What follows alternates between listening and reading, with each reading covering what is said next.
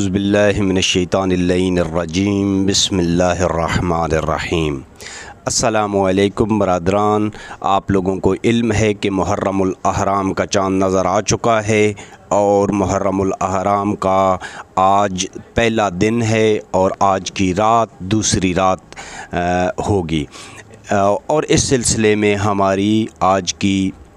جو پروگرام ہے وہ پہلا پروگرام ہے، اور اس میں موضوع جو ہوگا وہ امام حسین علیہ السلام کا ذاتی تعارف ہوگا، اور ولی عہدی یزید، اللہ تعالیٰ یزید پہ بے شمار لعنت فرمائے، اور جس طرح سے ولی عہدی یزید ہوئی ہے اس پہ ہم تھوڑی سی بحث کریں گے۔ لیکن یہ بحث شروع کرنے سے پہلے آپ لوگوں سے التماس ہے کہ جس طرح سے آپ تمام بھائی برادران سوشل میڈیا پہ باقی ویڈیوز دیکھتے ہیں، اسی طریقے سے آپ لوگوں سے التماس ہے کہ ہماری یہ ویڈیو بھی بغور دیکھا کریں شروع سے لے کے آخر تک، تاکہ آپ لوگوں کو علم ہو کہ امام حسین علیہ السلام کے اس عظیم تر سفر میں ان کے مقاصد کیا تھے، اور ان کا جو پیغام تھا اس سفر میں وہ کیا پیغام تھا، اپنے مومنین کے لیے کیا پیغام تھا، مسلمین کے لیے کیا پیغام تھا، اور امام حسین علیہ السلام کے سفر میں وہ کون سے اشخاص تھے، وہ کون سی حکومتیں تھیں جنہوں نے راستے میں روڑے اٹکائے، اور وہ کون سے لوگ تھے جو امام حسین علیہ السلام کے ساتھ ہم سفر تھے اور مددگار بنے۔ اس سلسلہ میں سب سے پہلے امام حسین علیہ السلام کا ذاتی تعارف آپ کے گوش گزار کرتا ہوں کہ جیسا کہ آپ لوگوں کو علم ہے کہ امام حسین علیہ السلام کا نام جو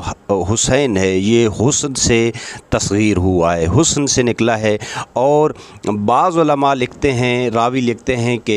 امام حسین علیہ السلام کا پہلے نام جعفر تھا، اور امام حسن علیہ السلام کا پہلے نام حمزہ رکھا گیا تھا، لیکن پھر رسول خدا نے بحکم خدا ان دونوں بھائیوں کے نام تبدیل کر کے حسن اور حسین رکھ دیے۔ ولادت امام حسین علیہ السلام تمام مشہور علماء جس بات پہ متفق ہیں وہی آپ لوگوں کے سامنے رکھیں گے۔ 4 ہجری 3 شعبان بروز جمعرات کو امام حسین علیہ السلام کی ولادت ہوئی۔ آپ علیہ السلام کے القاب میں سید، نقی، برو، رشید، طیب، وفی، ذکی، مبارک، سبت، طور سینین اور ثانی سبتین، اور اس طرح کے بے شمار القاب امام حسین علیہ السلام کے ساتھ منسوب ہیں۔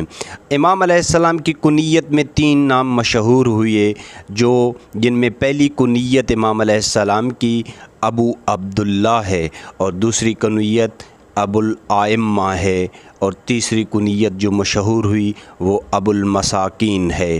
امام علیہ السلام کی ابو عبداللہ جو کنیت ہے وہ ان کے بیٹے حضرت عبداللہ کے نام پہ ہے۔ ابو الائمہ چونکہ امام حسین علیہ السلام کی جو اولاد ہے ان میں تمام ائمہ جو دنیا میں آئے امام مہدی تک امام حسین علیہ السلام کی اولاد میں سے ہے، اس لیے ان کو ابو الائمہ بھی کہا جاتا ہے۔ ابو المساکین، امام علیہ السلام کا مساکین اور غرباء کے ساتھ جو سلوک تھا وہ اتنا نرم اور اتنا مساکین کے لیے محبت کا سبب تھا کہ امام حسین علیہ السلام کو ابو المساکین کا لقب ملا، کنیت ملی۔ اس حوالے سے ایک معتبر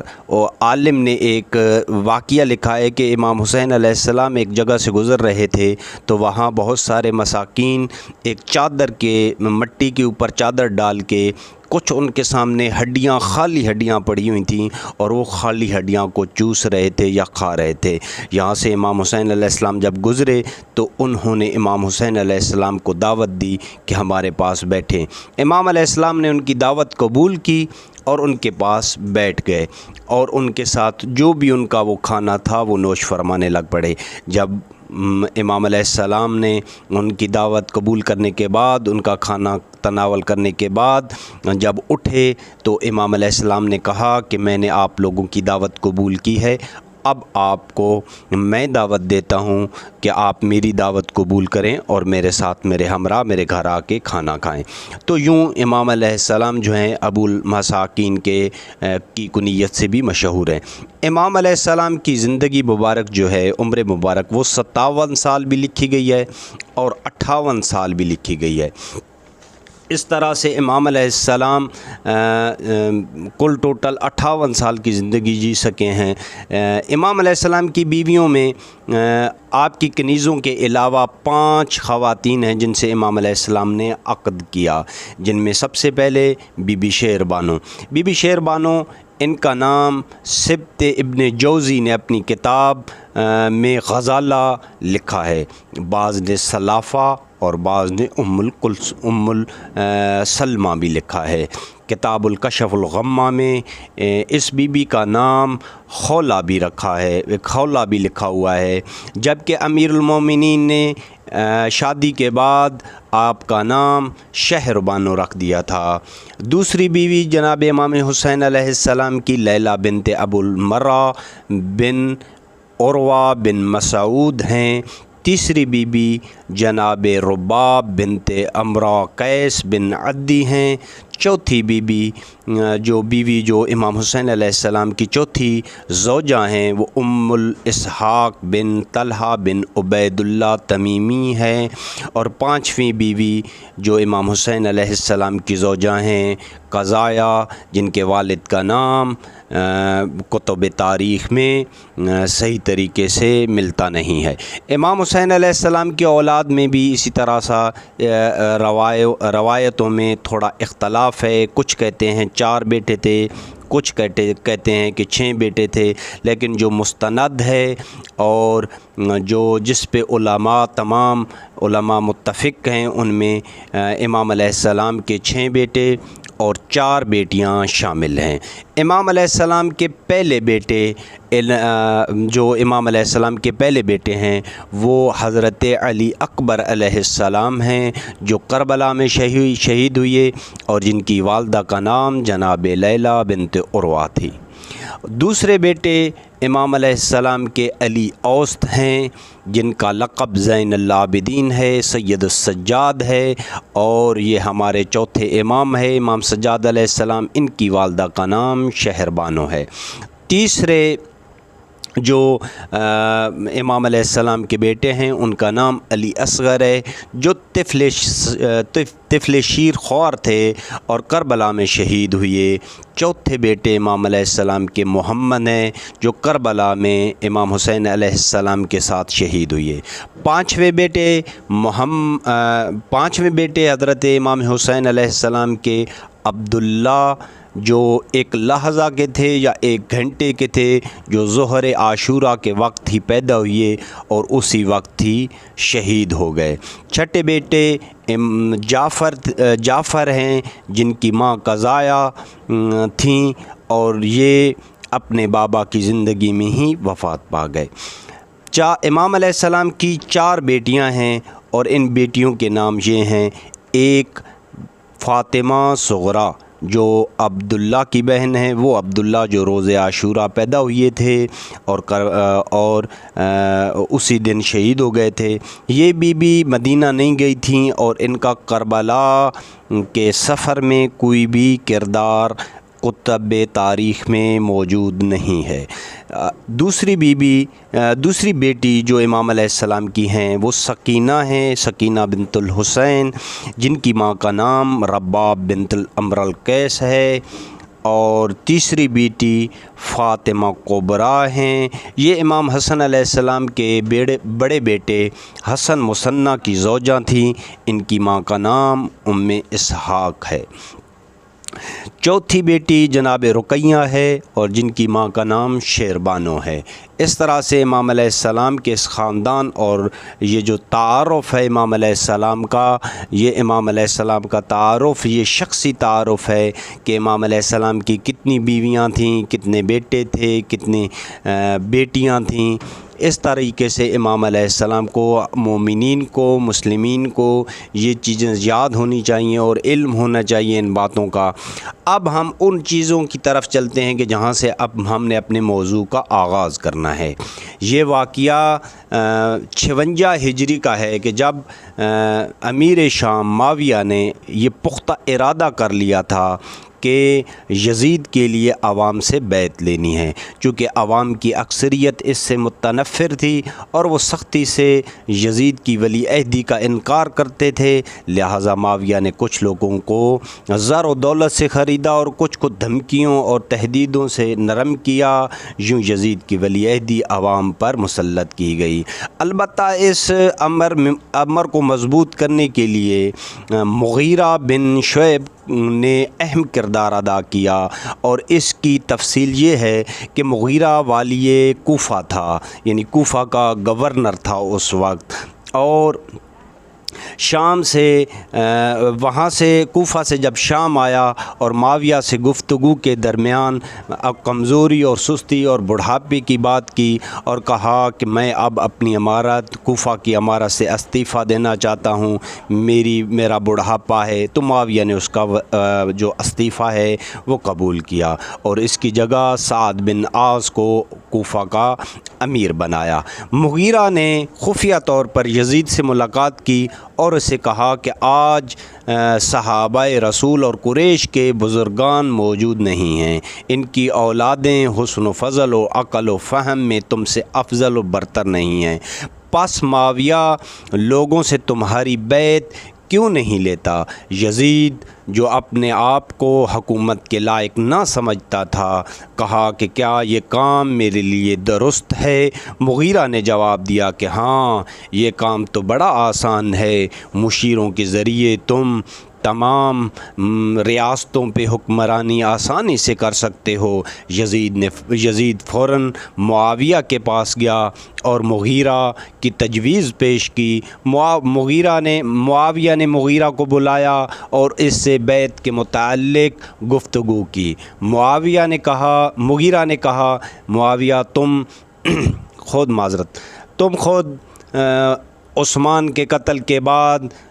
خون ریزیوں کو جانتے ہو اور مسلمانوں کے درمیان اختلافات کھل کر سامنے آ چکے ہیں، اور اس میں کوئی شک نہیں ہے کہ موت نے تو آ کر رہنا ہے۔ یزید تمہارا نیک اور اچھا خلیفہ ہے، چونکہ تم بوڑھے ہو چکے ہو، لہٰذا یزید کے وجود سے خون ریزیوں کو اور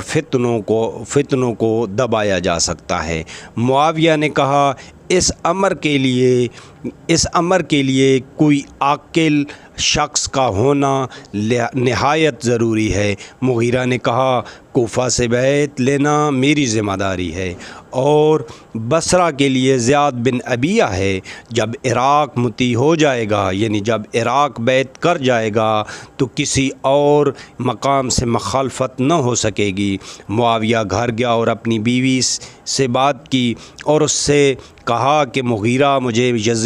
یزید کی ولی عہدی کے لیے کہہ رہا ہے، تو معاویہ کی بیوی نے معاویہ سے کہا کہ مغیرہ تم سے کوئی خاندگی دشمنی نکالنا چاہتا ہے، کیونکہ تمہارا بیٹا یزید اس قابل نہیں ہے کہ امت مسلمہ کی خلافت کی دورے سنبھال سکے۔ بہرحال معاویہ نے مصمم ارادہ کیا اور اس کام کو عملی طور پر انجام دینے کے لیے مغیرہ کو حکم دیا کہ تم واپس کوفہ جاؤ اور اپنے ہمرازوں کو اور ہماری جو حکومت کے چاہنے والے ہیں، جو بنی امیہ کے چاہنے والے ہیں، ان کو اکٹھا کرو اور ان کے سامنے یزید کی بیعت رکھو۔ مغیرہ وہاں سے نکلا اور شام میں کچھ اپنے دوستوں کے پاس آیا، وہاں دوستوں سے حالات پوچھے، دوستوں نے مغیرہ سے حالات پوچھے تو مغیرہ نے کہا میں نے معاویہ کو سرکش گھوڑے پر سوار کر دیا ہے اور اسے امت محمد پر حملہ کرنے کے لیے آمادہ کر لیا ہے اور دوبارہ فتنے کا دروازہ اس کی طرف کھول دیا ہے جو کبھی بند نہ ہوگا۔ یہ کہا اور کوفہ کی طرف روانہ ہو گیا۔ جب وہ کوفہ پہنچا تو بیت یزید کا مسئلہ بنو امیہ کے دوستوں اور محبین میں رکھا۔ اشراف سے 10 آدمیوں کو چنا اور ان کو 30,000 درہم دیے اور اپنے بیٹے موسیٰ یا عروہ کے ساتھ 40 آدمیوں کے ساتھ شام بھیجا۔ وہ شام کے درمیان میں پہنچے تو معاویہ کے سامنے ہر ایک نے ایک ایک کر کے تقریر کی اور کہا، ہمارا یہاں آنا اس مقصد کے لیے ہے کہ آپ کو خبردار کریں کہ آپ کی زندگی کا چراغ بجھنے والا ہے، لہٰذا امت کے لیے مستقبل کا کوئی فیصلہ کریں تاکہ آپ کے بعد اختلافات اور فساد برپا نہ ہو۔ لہٰذا ہماری درخواست ہے کہ اپنی زندگی میں کسی شخصیت کو اپنا ولی عہد بنا دیں۔ معاویہ نے کہا، تم خود اپنے آپ میں سے کسی کو کیوں نہیں چن لیتے؟ تو انہوں نے کہا، ہم تو یزید کے علاوہ امر خلافت کا کسی کو لائق ہی نہیں سمجھتے۔ اور معاویہ نے کہا، تو پھر اسی کو چن لو۔ انہوں نے کہا کہ ہاں، ہم اس امر پر راضی ہیں اور اہل کوفہ بھی اس امر پر راضی ہے۔ معاویہ نے کہا، مجھے قبول ہے، ابھی واپس جاؤ تاکہ بیعت لینے کا وقت آ جائے۔ اس کے بعد خفیہ طور پر معاویہ نے مغیرہ کے بیٹے کو بلایا اور کہا کہ تمہارے باپ نے ان لوگوں کو کتنے پیسے دے کے ان کا دین خریدا ہے؟ اس نے کہا کہ 30,000 درہم دے کے۔ معاویہ نے کہا، تعجب ہے کہ ان لوگوں نے کتنے سستے میں دین بیچ دیا۔ اس کے بعد معاویہ نے بیعت یزید کے لیے زیاد بن ابیہ کو خطوط لکھے جو بصرہ کا والی تھا معاویہ کی طرف سے، اور اس سلسلہ میں اس سے نظریہ پوچھا، اس کا مشورہ مانگا کہ زیاد، میں اپنے بیٹے کو ولی عہدی دینا چاہتا ہوں، تمہارا اس متعلق کیا مشورہ ہے؟ زیاد بن ابیہ نے اس کام کو عمدہ سمجھا اور اپنے مشیر عبید بن کعب کو بلایا اور کہا کہ معاویہ نے یزید کی ولی عہدی کے لیے خط لکھا ہے، اس میں اظہار کیا ہے کہ مجھے انکار کا بھی خوف ہے اور لوگوں کی اطاعت کی بھی امید ہے۔ اس بارے میں تم مجھے کیا رائے دیتے ہو کہ یزید دین کے امور میں بہت سست ہے اور عیاش بھی ہے، لیکن آپ کی جو مشورہ ہے اس کے بغیر میں کوئی قدم نہیں اٹھاؤں گا۔ یہاں سے زیاد نے اپنے مشیر سے کہا کہ چونکہ معاویہ کا بیٹا یزید دین سے دور ہے، شکاری ہے، عیاش ہے، لیکن معاویہ کو اس طریقے سے بات کرنی ہے کہ معاویہ بھی ناراض نہ ہو اور بات بھی اس تک پہنچ جائے۔ زیاد ابن ابیہ نے اپنے مشیر عبید بن کعب کو تیار کیا کہ وہ شام جائے اور معاویہ سے اور یزید سے خود بات کرے اور جا کے ان سے بات کرے۔ جب عبید بن کعب شام پہنچا تو اس نے یزید سے بات کی اور کہا کہ یزید، جب تک تم اپنے اعمال کو اور اپنا وتیرہ ٹھیک نہیں کرتے تو تب تک لوگوں سے تمہاری بیعت لینا بہت مشکل امر ہے، لہٰذا مصلحت یہ ہے کہ اپنے اعمال میں تجدید نظر کرو، اپنی اصلاح کرو اور برے اعمال کو چھوڑ دو تاکہ اس مقصد کے لیے حالات مناسب ہو جائیں، اور زیادہ تم اپنی طرف سے معاویہ کو خط لکھو کہ اس کام میں جلدی نہ کرو۔ یہاں تک جہاں معاویہ کو علم ہوا کہ زیاد کا مشورہ یہ ہے کہ یزید کے اعمال درست نہیں ہیں، معاویہ کو بظاہر زیاد کی نصیحت اچھی نہیں لگی، لیکن اس نے عبید کے سامنے اس کا اظہار بھی نہ کیا۔ لیکن کچھ عرصہ بعد زیاد ابن ابیہ تھا وہ مر گیا، تو معاویہ کا جو ارادہ تھا وہ مزید مضبوط ہوا اور اپنے مقاصد کو عملی جامہ پہنانے کے لیے اس نے مزید لوگوں کو خریدا، اور اس سلسلہ میں اس نے سب سے پہلے 1 لاکھ درہم جو ہیں وہ ہدیہ کے طور پہ عبداللہ بن عمر کو مدینہ میں بھیجے۔ اس ہدیہ کو قبول کیا عبداللہ بن عمر نے، لیکن جب یزید کی ولی عہدی کا وقت آیا تو عبداللہ بن عمر نے کہا معاویہ نے اس ہدیہ سے ارادہ کیا ہے کہ میرا دین خرید لے، اگر میں اس ہدیہ کو قبول کروں تو میں نے دین کو بہت سستے میں بیچا ہے۔ پھر معاویہ نے اسی مضمون پر مشتمل ایک خط مروان بن حاکم کو مدینے میں لکھا، جس میں تحریر کیا کہ موت حق ہے، مجھے ڈر ہے کہ میرے بعد امت میں تفرقہ نہ ہو، اس لیے ارادہ ہے کہ اپنی زندگی میں کسی ایک کو ولی عہد بنا دوں۔ اب تم اس بارے میں اہل مدینہ سے مشورہ کرو اور ان کو مطمئن کرو اور اس کے جواب سے مجھے آگاہ کرو۔ مروان بن حکم جو اس وقت مدینے میں معاویہ کی طرف سے گورنر تھا، اس نے اہل مدینہ کے سامنے معاویہ کا خط پڑھا، جس کو سن کر تمام لوگ خوش ہوئے اور تمام نے کہا کہ ہم معاویہ کی رائے کی تصدیق کرتے ہیں کہ معاویہ کسی نہ کسی کو اپنا جانشین مقرر کرے۔ اب یہ جو پہلا خط مروان بن حاکم کی طرف لکھا تھا معاویہ نے، اس میں یزید کی ولی عہدی کے بارے میں ذکر نہیں تھا، بلکہ ذکر تھا کہ میں کسی کو جانشین بناؤں۔ تو تمام لوگوں نے کہا کہ ضرور اس امر پہ عمل کیجیے۔ مروان نے حالات معاویہ کو لکھے اور اسے آگاہ کیا، تو معاویہ نے پھر یزید کا انتخاب کا خط لکھا اور اس کی توجہ دلائی۔ مروان نے اہل مدینہ سے مشورہ کیا اور ان کو بتایا کہ امر خلافت کے لیے یزید کی ولی عہدی کا ارادہ کیا ہوا ہے۔ سب سے پہلے عبد الرحمن بن ابی بکر اجتماع سے اٹھے اور کہا، اے مروان، تمہیں اس امت کی بھلائی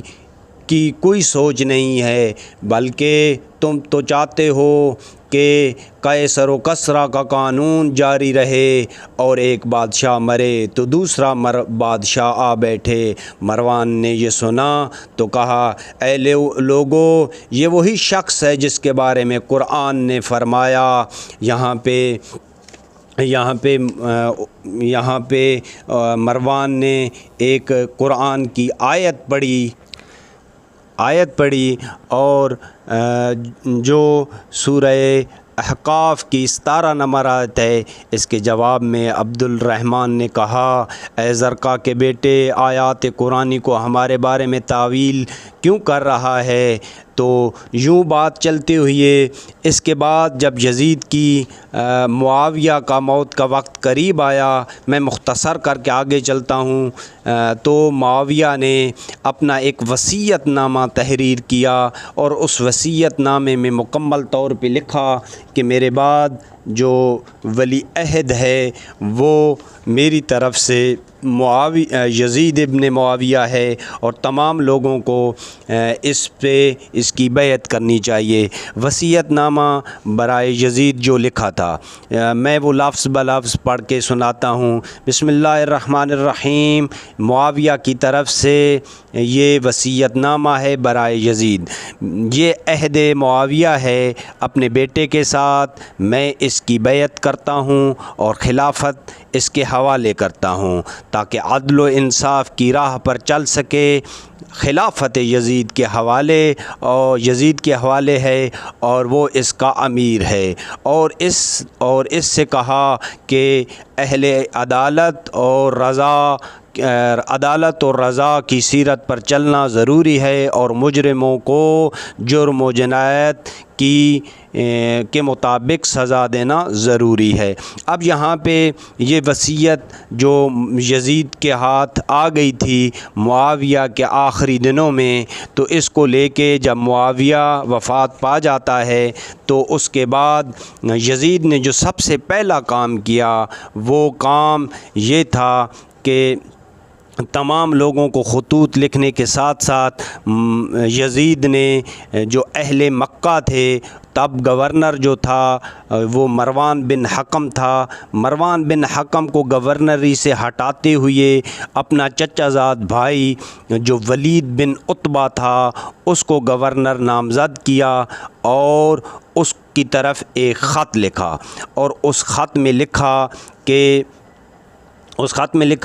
کہ اے ولید، معاویہ اللہ کے بندوں سے تھا، خدا نے اس کو روح زمین کی خلافت دی، اب وہ فوت ہو گیا ہے، اچھی سیرت کا مالک تھا اور مجھے اپنی زندگی میں ولی عہد بنا گیا تھا۔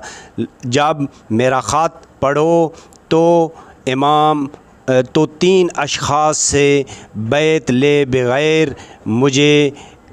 اس کا جواب نہ دینا، اور اس میں کوئی ڈھیل نہ دینا۔ ان 3 اشخاص کو اہل مدینہ سے تو بیعت لینی ہی ہے، لیکن ان 3 اشخاص سے ضرور بیعت لینا، جن میں پہلا نام امام حسین علیہ السلام کا شامل تھا، دوسرا نام عبداللہ بن عمر کا شامل تھا، تیسرا نام عبداللہ بن زبیر کا شامل تھا۔ یزید نے ان تینوں کے نام اپنے خط میں لکھے اور کہا کہ ان کو کوئی ڈھیل نہ دینا۔ برادران، آج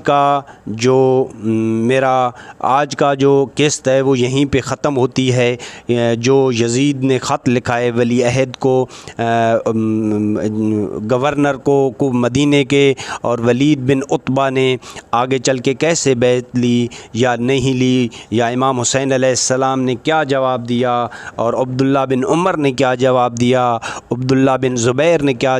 جواب دیا، ان تمام باتوں کو سمجھنے کے لیے آپ کو میری نیکسٹ آنے والی ویڈیو کا انتظار کرنا ہوگا۔ تب تک کے لیے اجازت دیجیے، میرے چینل کو سبسکرائب کریں اور بیل آئیکن کو بھی دبا دیں، اور اپنے تمام مومنین تک میرا یہ چینل شیئر بھی کریں تاکہ تمام مومنین مسلمین تمام کو ان چیزوں کا سننے سے فائدہ ہو۔ وآخر دعوانا الحمدللہ رب